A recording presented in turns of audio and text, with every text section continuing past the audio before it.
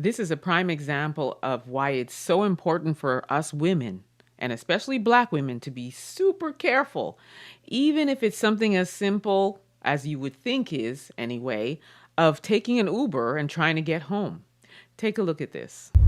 I normally don't make videos like this, but I feel like I had to come on here and warn any woman that's traveling alone or with her children about this Uber driver right here. I'm not sure if he's on Lyft too, but he's definitely on Uber. His name is Maxim, I believe, Maksim. So basically, I went to a show on Friday night, and the show didn't end till like close to 2 o'clock in the morning. So I get an Uber to go home. And while I'm in the Uber, he's making small talk with me, basically asking me like how my night was and things like that, which I really don't like when Uber drivers be talking. I'd rather you just bring me to my destination. But I'm like, whatever, like he's being nice or whatever. Let me be nice too. So I'm talking to him. And eventually he asked me like, oh, like, what do you do for work? I tell him what I do for work. And he's like, oh, like, you seem so elegant and beautiful. It don't seem like you would do that for work. Then I asked him, I'm like, oh, so what do you do? Like, do you only do Uber or do you do something else? He's like, I do something else. So I'm like, okay, what do you do? He's like, I shoot people. So now I'm like, but I didn't say nothing. And he didn't say nothing after that either. It got quiet.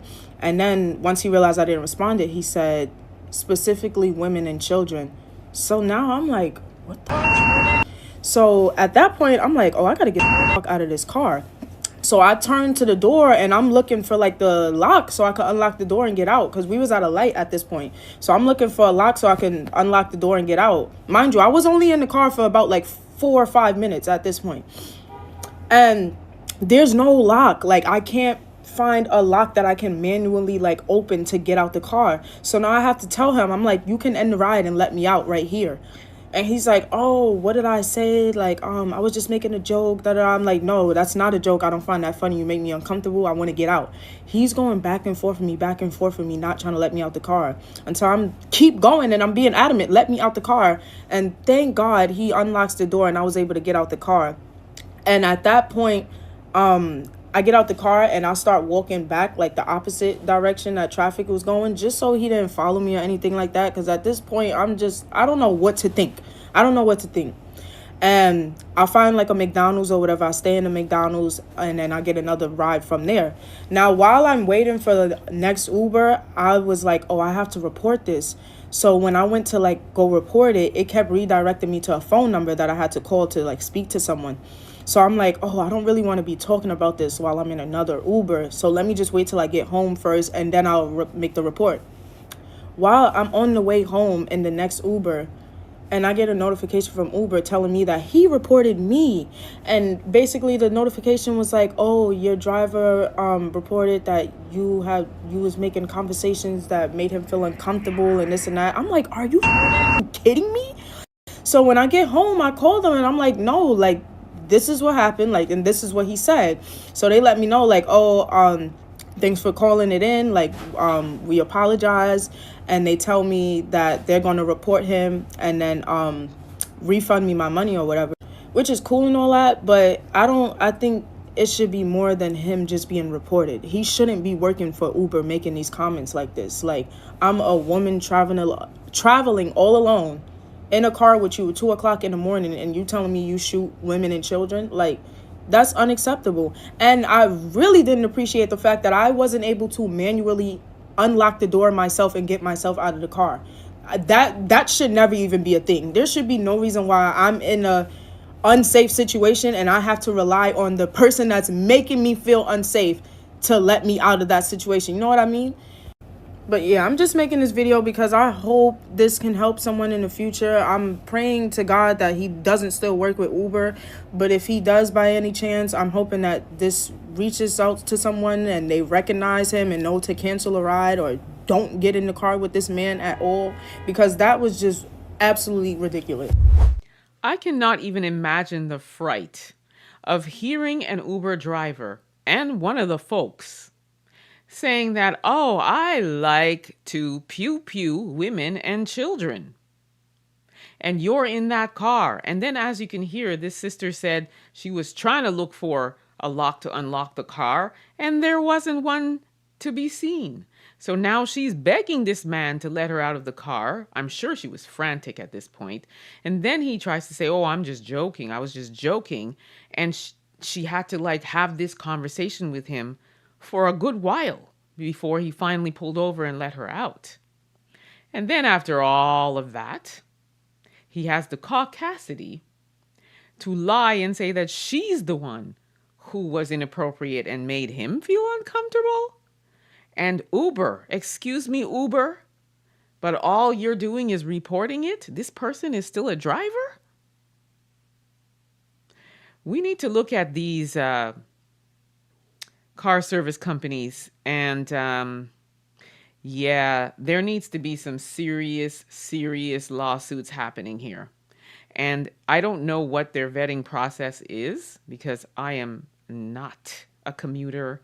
I don't rely on any Lyft, Uber, none of those things. I get in my vehicle and drive it. I don't do transit. I don't do nothing because there's far too many of these stories going on. And Black women, women in general, unsafe. And this guy, you see him, he looks scary. So here's what I have to say to Uber. The fact that you're only reporting this person and this person has not been removed is a problem. That's the first thing. Secondly, there should be cameras in the Uber cars. So wouldn't this have been captured on camera? Thirdly, and this is to the sisters, when you are taking Uber or any of that stuff, they literally show you the driving, what the car looks like. You get the license plate. You get a picture of the driver. Let me tell you something. If I saw that picture, I would not be getting in that vehicle. That's the first thing. Secondly, when you go into the vehicle, before you even get into the vehicle, let me just back up. You always want to verify that the license plate and the vehicle make, year, and model matches what Uber is telling you. And then when you get in, if I'm not seeing any locks, I'm expecting the inside as well. Okay? If I'm not seeing any way that I can get myself out of that vehicle, I'm not getting in. Okay? That's the other thing. And then also, I believe that there is some option now. I know it's in the United States. It's not here in Canada yet, where you can request a female driver.